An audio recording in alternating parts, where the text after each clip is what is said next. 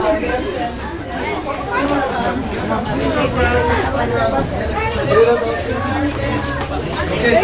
no, what did I just say? Okay, come on, focus.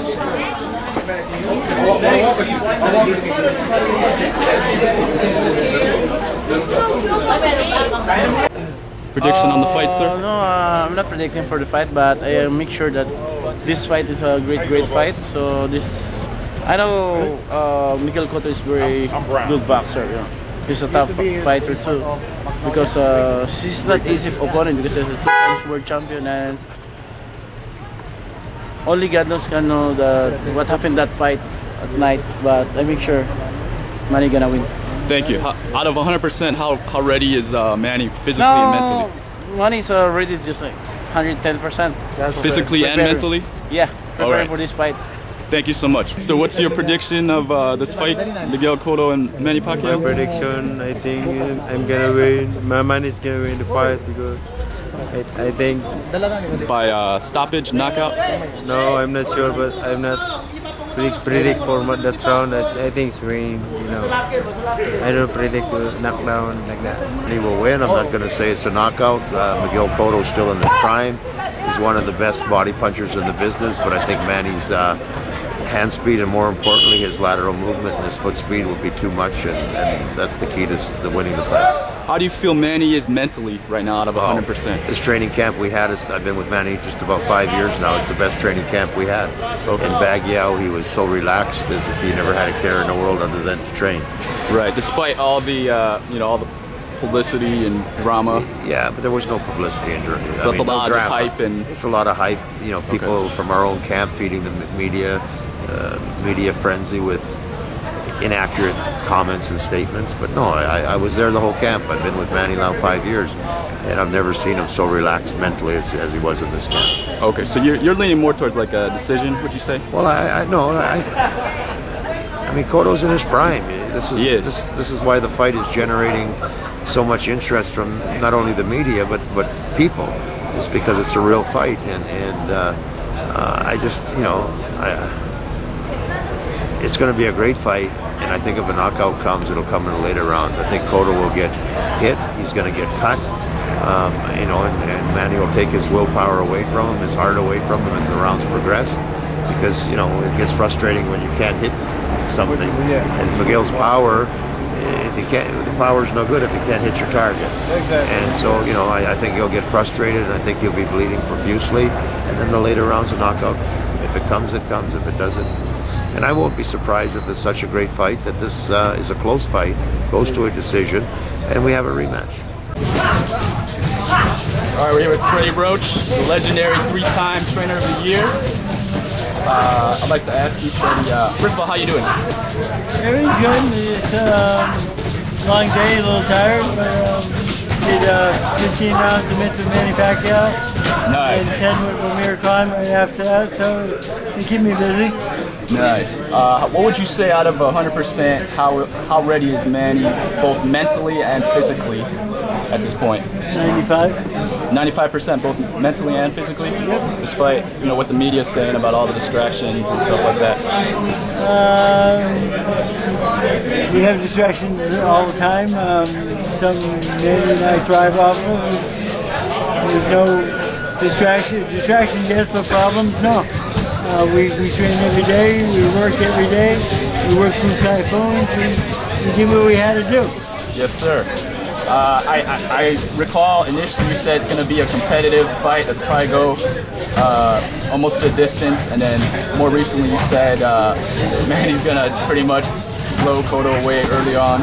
The way Manny's punching right now in training camp, and his power, and the way, I've never seen him hit harder. I feel he's gonna knock Cotto out now, yeah. Can you give us a round, sir?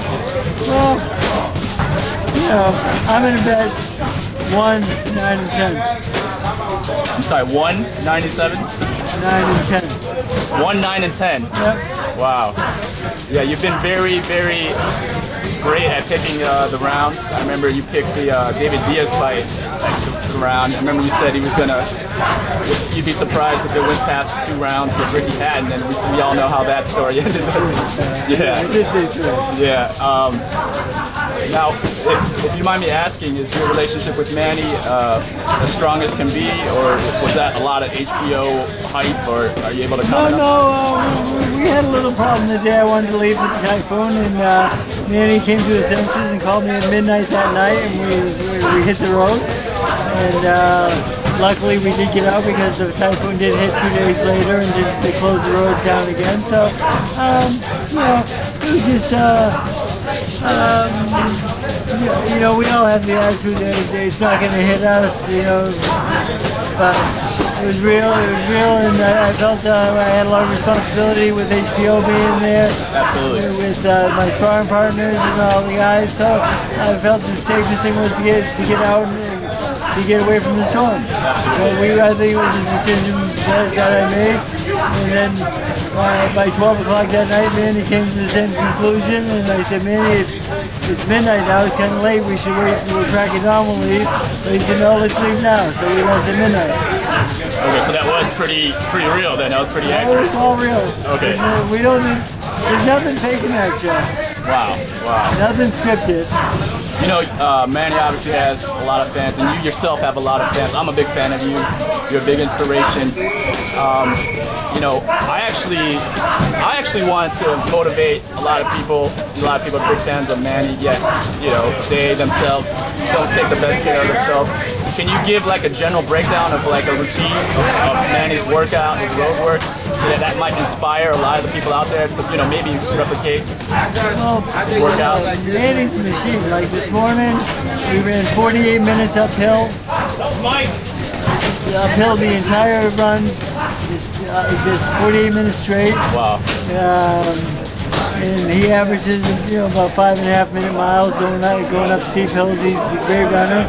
And then we came in the gym, and you know, we loosen up, get ready. We did 15 rounds of mitts, 3 rounds in double end bag, 3 rounds in speed bag, 3 rounds in jump rope, 6 rounds of shadow boxing, and then we did a photo shoot, and it was over. And well, sit-ups, of course. And he does over 1,000 motions. How many sit-ups does he do on average? Over 1,000 in the morning, 1,000 at night. 1,000 in the morning, 1,000 at night, every day. Every day. Wow. And push-ups? Not many push-ups because he has a bad shoulder. It's a bad shoulder. Okay. So you gotta be careful with that. Push-ups are bad. But he's a machine. I mean, you know, he averages 40 rounds a day. Most fighters don't do 20. Right. And we'll spar 12 rounds tomorrow, and that'll be our PK, and then from there we'll taper off and go the other way. 10-6 and be done. Awesome. Quick question about MMA. You train a couple of MMA fighters. Are you, with the growing popularity of MMA, would you see yourself taking on more MMA fighters? Anyone that I can help be a better fighter, I'll do. I mean, I can't teach them anything but boxing. That's all I know. And the guys, you know, that's all I do, teach them. And, you know, the stand-up part of MMA I like a lot. I think it's action-packed. When they get on the ground, the wrestling, I'm not such a big fan of because I know there's a science to it, but I just, I'm not a big fan. You know, 2 guys wrestling around on the floor. Arvelasky, you trained him. Obviously you're just training him on the boxing side. Andre, Silva, Penn. I just train him. I just teach him how to fight, stand up. That's all I really know. And that's the most exciting part about MMA, though, is stand up. Right, absolutely. I agree with you. Do you think Silva and Roy Jones will actually fight? And if they do, I hope so. And Silva become my gym. He sparred with my guys a couple of times. You know, he's really one of those guys. And he's not a gym fighter. He only gives you about 40%. But when he wants to turn it on, he can fight.